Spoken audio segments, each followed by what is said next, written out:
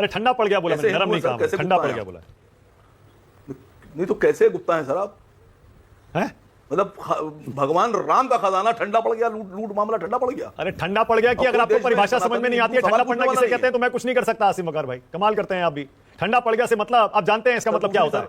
Media में, social media में नेताओं की जुबान से मसला ठंडा पड़ता है, आप जानते हैं ये बात। नहीं तो आप लोगों ने क्यों ठंडा पड़ने दिया? सर आप तो जो कोल माइन घोटाला हुआ था, कोलगेट, जो हुआ ही नहीं था, बेईमानी का घोटाला जो हुआ ही नहीं था कोलगेट, उसको तो आप लोगों ने ठंडा नहीं पड़ने दिया था। पूरा 3 साल तक आप रेले रहे थे कांग्रेस सरकार को, वो तो आपने 3 साल तक ठंडा नहीं पड़ने दिया था जबकि घोटाला ही नहीं हुआ था। और यहां तो इतना बड़ा घोटाला, गबन और लूट हुई है, इसमें आप कह रहे ठंडा पड़ गया। आप कैसे गुप्ता हैं सर? पर्सनल मत करिए आसिम वकार। पिक्चर चालू करो बे। आसिम वकार थर्ड फ्रंट बनाएंगे क्या चंद्रशेखर आजाद के साथ, स्वामी प्रसाद मौर्य के साथ? यहां पर एक सबसे पहले तो सवाल यह पूछ लूं कि हमको आप बताते हैं बीजेपी की बी टीम, अखिलेश जी बताते हैं कि वो मुसलमानों के सारे वोट उन्हीं के साथ जा रहे हैं, मसीहा हैं वो। मैं आज एक लेटर मेरे हाथ लगा है, मैं भाटी जी से पूछूंगा, आरोप नहीं लगा रहा हूं, खाली इस बात की जानकारी चाह रहा था। ये लेटर जरा सा एक बार दिखाइए कैमरे पर अपने, देखिए, पढ़ दीजिए, देखिए, पढ़ के सुना दीजिए आसिम वकार, पढ़ के सुना दीजिए, समझ नहीं आ रहा। यह लेटर अखिलेश यादव जी के लोकसभा सदस्य के पैड पर है, जिलाधिकारी कन्नौज को उन्होंने लिखा है। इसमें 17 मंदिरों के नाम लिखे हैं और उसमें अखिलेश जी जिलाधिकारी से कह रहे हैं कि मेरी सांसद निधि से इन 17 मंदिरों को सोलर ऊर्जा से आप वो कर दीजिए, इस पर सोलर ऊर्जा लगा दीजिए। तो मैं भाटी जी से इसलिए शुरू में पूछे ले रहा हूं कि आपको हमारा 100% वोट मिलता है, बामन आपको वोट देता नहीं, ठाकुर आपको वोट देता नहीं, बनिया आपको वोट देता नहीं, और इन सारे मंदिरों पर आप सोलर लगा रहे हैं। तो क्या कोई लिस्ट आप ऐसी भी जारी करेंगे जिसमें आपने अपने कन्नौज क्षेत्र के 2, 3, 4 मस्जिदों पर भी आपने सोलर पैनल लगाने की सिफारिश की है या पैसा जारी किया है? जारी अगर है तो मुझे बता दीजिएगा यहां मैं, क्योंकि अगले टर्म में मेरा सवाल बदल जाएगा। और दूसरी बात, थर्ड फ्रंट बनेगा नहीं बनेगा ये तो अभी आप लोग के सामने आ ही जाएगा, ओवैसी साहब तय करेंगे, चंद्रशेखर जी तय करेंगे, बाकी लोग तय करेंगे। अभी तो मसला यह है कि भारतीय जनता पार्टी को आप कह रहे, अभी शुरू में आपने कहा मानक जी की वो जो मंदिर का चंदा डकैती वाला मामला वो थोड़ा हल्का पड़ रहा है। सर ये मंदिर की डकैती है सर, मर्यादा पुरुषोत्तम भगवान श्री राम का जो खजाना है वो लूट है, वो नरम पड़ गया आपके हिसाब से। आई एम सॉरी बाबू। अरे ठंडा पड़ गया बोला मैंने, नरम नहीं कहा, ठंडा पड़ गया बोला। नहीं तो कैसे गुप्ता है सर आप? हैं? मतलब भगवान राम का खजाना ठंडा पड़ गया, लूट मामला ठंडा पड़ गया। अरे ठंडा पड़ गया कि अगर आपको परिभाषा समझ में नहीं आती है ठंडा पड़ना किसे कहते हैं तो मैं कुछ नहीं कर सकता। आसिम वकार भाई कमाल करते हैं आप भी। ठंडा पड़ गया से मतलब आप जानते हैं इसका मतलब क्या होता है? मीडिया में, सोशल मीडिया में नेताओं की जुबान से मसला ठंडा पड़ता है, आप जानते हैं ये बात। नहीं तो आप लोगों ने क्यों ठंडा पड़ने दिया? सर आप तो जो कोल माइन घोटाला हुआ था, कोलगेट, जो हुआ ही नहीं था, बेईमानी का घोटाला जो हुआ ही नहीं था कोलगेट, उसको तो आप लोगों ने ठंडा नहीं पड़ने दिया था। पूरा 3 साल तक आप रेले रहे थे कांग्रेस सरकार को, वो तो आपने 3 साल तक ठंडा नहीं पड़ने दिया था जबकि घोटाला ही नहीं हुआ था। और यहां तो इतना बड़ा घोटाला, गबन और लूट हुई है, इसमें आप कह रहे ठंडा पड़ गया। आप कैसे गुप्ता हैं सर? पर्सनल मत करिए आसिम वकार, बस हवा निकल गई। पर्सनल मत करिए, ये राष्ट्र की बात है। अरे कैसे पत्रकार है सर आप? मत करिए, मैं पर्सनल बोलने पर आऊंगा तो क्या होगा फिर? छोड़िए ना, पर्सनल नहीं करिए, मुद्दे की बात। अरे मैं तो उकसा रहा हूं, हम हर मुद्दे को गर्म रखते हैं उतना कोई नहीं रखता होगा। आपको भी पता है ये बात। पता नहीं आप ये सोशल मीडिया में वायरल होने के लिए इस तरह की हरकतें क्यों करते हैं जब भी आते हैं। मुद्दे की बात करिए, अपना मुद्दा उठाइए जिसके लिए बुलाया गया है। सर मैं भगवान मर्यादा पुरुषोत्तम भगवान राम के खजाने की लूट की बात कर रहा हूं, आप बता रहे हैं कि मैं वायरल होने के लिए करता हूं। सर कमाल कर दिया आपने। पर्सनल मत करिए ना, मुद्दा उठाइए, जो मुद्दा उठाना है उठाइए, जो उठाना है उठाइए। सर जिस तरह से भगवान श्री राम के खजाने की लूट इतिहास में लिखी जाएगी, वैसे ही आप लोग भी लिखे जाएंगे सर, आप लोग भी लिखे जाएंगे, माफ नहीं किया जाएगा सर आपको। और अभी आपने एक बयान सुनाया योगी जी वाला, जो बता रहे थे हनुमान मंदिर में नमाज, सर इस तरह के बयान देने से फायदा नहीं है सर, क्योंकि अब एक मामला ये भी चलेगा कि जिनको भगवान हनुमान कहा जाता है, महाबली, उनको एक झंडा बीजेपी ने अपना पकड़ा के पार्टी का और अपनी गाड़ी के आगे नाच भी करा दिया। और उस पर भी आप लोग चुप हैं सर, ये मुद्दा ही नहीं बना रहे हैं। अरे कमाल है, हद है मतलब। लेकिन वो 2G स्कैम, 3G स्कैम आप दो अरे मीडिया को ज्ञान मत दीजिए, कमाल है आप भी। मीडिया को मत सिखाइए। भगवान आप बताइए आप कैसे मुसलमान हैं? आप मुझे बताइए आप कैसे मुसलमान हैं? हाँ। अभी भाटी जी से कह रहे हैं आपको 100% वोट मिलता है, हमारा से क्या मतलब? 100% वोट हमारा मिलता है, क्या मतलब उसका?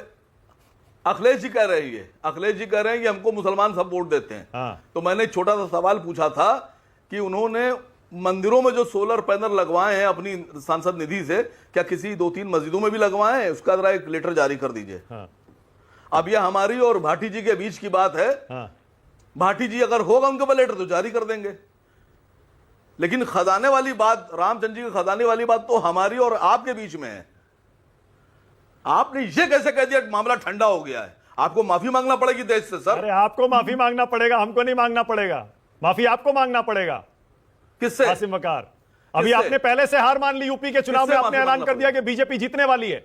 आपने कहा 27 के बाद देखिएगा अखिलेश जी खुद थर्ड फ्रंट बनाएंगे, अलग हो जाएंगे। मतलब आप अभी से ऐलान कर रहे हैं कि बीजेपी जीतने वाली है उत्तर प्रदेश। आपको माफी मांगनी चाहिए। आपको पता है पहले से यूपी का नतीजा क्या है। आपको तो ये कहना चाहिए बीजेपी को हराएंगे। आप कह रहे हैं कि नहीं बीजेपी जीत जाएगी, थर्ड फ्रंट अखिलेश जी बनाएंगे। कमाल है, पहले ही हार मान लिया आपने। नहीं सर, वो वाली बात बाद में करेंगे। आप घुमाइए ना, पहले ये बात करिए, वो बाद में नहीं होगी, पहले यही बात होगी। आपने ये कैसे मान लिया कि बीजेपी जीत रही है? आपने ये कैसे मान लिया बीजेपी जीत रही है और अखिलेश जी थर्ड फ्रंट बनाएंगे? मैंने कहा बीजेपी जीत रही है? मैंने कहा 27 चुनाव के बाद हो सकता हो कि बीजेपी हार जाए। आपको कैसे सुनाई पड़ गया? बाकी लोग बैठे उनको तो खुद ही फंस गए। मैंने बीजेपी आसिम वकार खुद ही फंस गए। देखिए अच्छा, कहां फंस गए? फंस गए। आपने कहा अखिलेश जी थर्ड फ्रंट बनाएंगे। कैसे थर्ड फ्रंट बनाएंगे बताइए? 27 के बाद हारेंगे तभी तो बनाएंगे ना। नहीं, जीत के बनाएंगे। ये कहा मैंने, लेकिन बीजेपी जीत जाएगी ये कहा मैंने। कहा इसको रिपीट करो। भाटी जी आप ही बोलिए। भाटी जी बोलिए। भाटी जी थर्ड फ्रंट पर बोलिए। आसिम वकार जो आपसे सवाल पूछ रहे, आरोप लगा रहे, उन पर बोलिए। नहीं, पहले मैं आसिम भाई के सवाल पे ही 2 बात बोल दूं कि समाजवादी पार्टी की ओर से मैं ये कह रहा हूं कि हमें मस्जिद भी प्यारी है, हमें मंदिर भी प्यारा है, हमें मुस्लिम भी प्यारा है, हमें हिंदू भी प्यारा है। हम दोनों की बहबूदी के लिए काम करते हैं, दोनों के विकास के लिए काम करते हैं, दोनों से मोहब्बत करते हैं, दोनों को जोड़ना चाहते हैं, उनमें नफरत नहीं फैलाना चाहते, जो कि कुछ पार्टियां करती हैं, जिसमें आसिम वकार भाई की पार्टी भी है और नलिन कोहली जी की भी पार्टी है। दोनों पार्टियां हिंदू मुस्लिम कट्टरता की बात बुरे फंस गए भाटी जी। नहीं, कतई नहीं। इधर से बीजेपी कहती है मुसलमानों वाली पार्टी है, आसिम वकार कह रहे हैं आप हिंदुओं वाली पार्टी। मैं उसी बात पे आना चाह रहा हूँ। आइए। अब आसिम भाई ने जो कहा कि वहाँ मंदिरों में लाइट लगाई है, तो बात नलिन कोहली जी को समझा दें आप। ये तो हम पे आरोप ये लगाते हैं कि खाली कब्रिस्तानों की 4 दीवारी करवा रहे थे, शमशान की 4 दीवारी करवा ही नहीं रहे थे। ये तो खाली रमजान में बिजली देते थे, दिवाली पे बिजली देते ही नहीं थे, नवरात्र में देते ही नहीं थे। सच्चाई है कि हम दोनों के लिए काम कर रहे हैं, हमको दोनों से बराबर मोहब्बत है, और ये दोनों पार्टियां ये आरोप लगाती रहती। अब आता हूं मैं फ्रंट की बात पे। देखिए, उत्तर प्रदेश में अखिलेश यादव जी ने एक बहुत मजबूत फ्रंट तैयार कर दिया है, और ये फ्रंट इस बार पार्टियों का फ्रंट नहीं है, समाजों का फ्रंट है। अखिलेश यादव जी ने पीडीए का मोर्चा तैयार कर दिया है। चुनाव बीजेपी वर्सेज पीडीए होगा।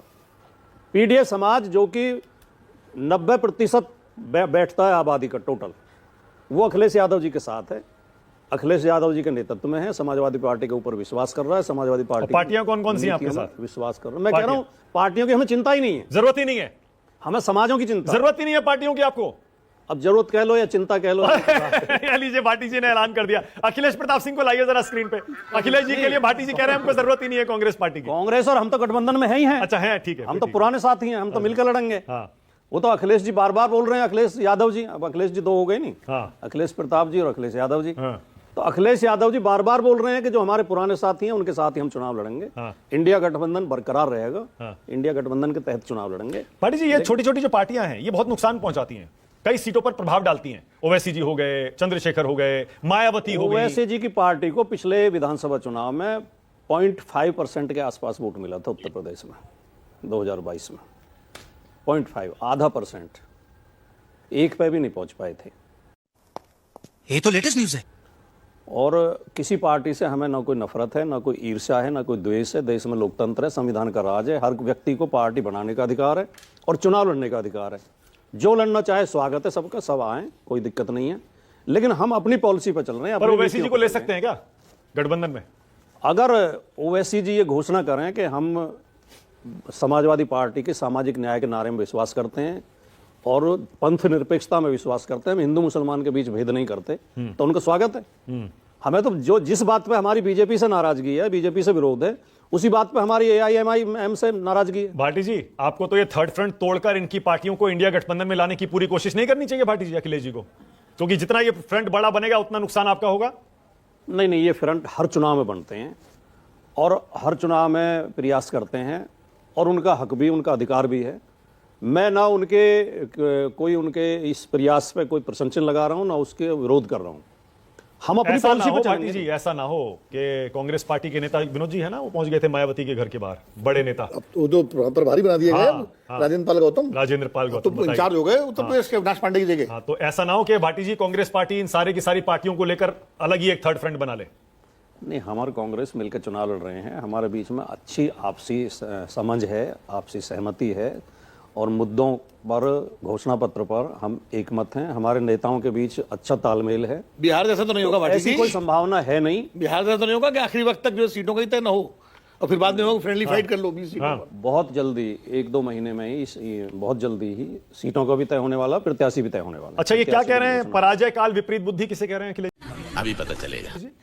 देखिए, योगी आदित्यनाथ जी और भारतीय जनता पार्टी जब जब जनता के मुद्दों पर घिरते हैं, जब जब सरकार की विफलता पर घिरते हैं, जब उनसे जवाब देते हुए नहीं बनता है, तो वो सांप्रदायिकता उभारने की कोशिश करते हैं, हिंदू मुसलमान के मसले ले आते हैं। अब वो एक इतना कोरा झूठ बोल रहे हैं, इतना सफेद झूठ बोल रहे हैं कि हनुमानगढ़ी की सीढ़ियों पर नमाज पढ़वाई गई थी, जबकि इस तरह की कोई घटना इतिहास में कभी हुई नहीं है किसी के भी शासन में।